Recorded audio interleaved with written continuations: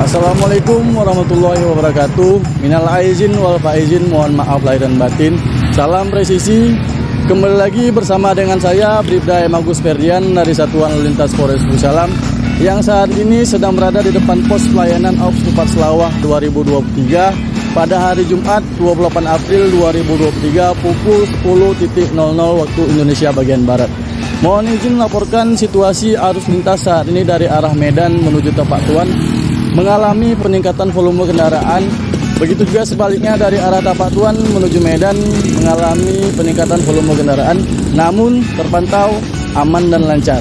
Kami menghimbau untuk para pemudik dan pengguna jalan untuk selalu berhati-hati dan patuhilah rambu-rambu lalu lintas. Polantas untuk negeri, sekian, terima kasih. Wassalamualaikum warahmatullahi wabarakatuh. Salam presisi.